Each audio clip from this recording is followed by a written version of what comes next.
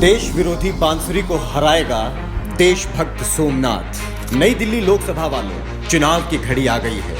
अब आपके सामने दो प्रत्याशी हैं। एक है बांसुरी स्वराज, जो हर बार देश हित के खिलाफ खड़ी रही, जिन्होंने देश के हजारों करोड़ रुपए लेकर भागे ललित मोदी की मदद की, जिन्होंने मणिपुर की बेटियों के खिलाफ सुप्रीम कोर्ट में भाजपा का साथ दिया। और दूसरे हैं सोमनाथ भारती, जो देश हित के कामों में अपनी जिंदगी गुजार रहे हैं, जो बच्चों को आईआईटी की तैयारी करवाते रहे और दिल्ली वालों के लिए हर कानूनी लड़ाई लड़ते रहे। हम जानते हैं कि आप सोमनाथ भारती को ही चुनेंगे, क्योंकि दिल्ली के लोग सही गलत की पहचान बहुत अच्छे से करते हैं। वो बीजेपी जो परिवारवाद पर चिल्लाती है, उसने अपनी एक वरिष्ठ नेता की बेटी को अपना कैंडिडेट बनाया है। वो बीजेपी जो बेटी बचाओ का नारा देती है, उस बीजेपी ने कोर्ट में बृजभूषण का बचाव करने वाली बांसुरी स्वराज को अपना कैंडिडेट बनाया है। जरा सोचिए, ऐसी महिला किस मुंह से आपकी बहन बेटियों की आवाज उठाएगी? ये भाजपा जो मुंह में राम और बगल में छुरी रखती है, वो भगवान के मंदिर में जाकर भी सिर्फ वोट मांगती है। इसका ताजा उदाहरण बांसुरी स्वराज ने दिखा दिया,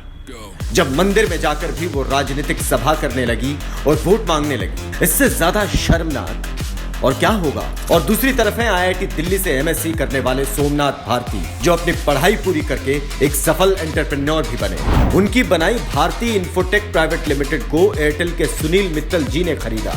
यही नहीं, उन्होंने दिल्ली यूनिवर्सिटी से कानून की पढ़ाई भी की और दिल्ली वालों के लिए सड़क से लेकर अदालतों तक हर लड़ाई लड़ी। सोमनाथ भारती ने दिल्ली के बच्चों को आईआईटी प्रवेश परीक्षा की तैयारी करवाई, गरीब से गरीब बच्चों को शिक्षा के उच्चतम स्तर तक पहुंचाया। इसी वजह से दिल्ली का बच्चा बच्चा सोमनाथ भारती जी को प्यार करता है।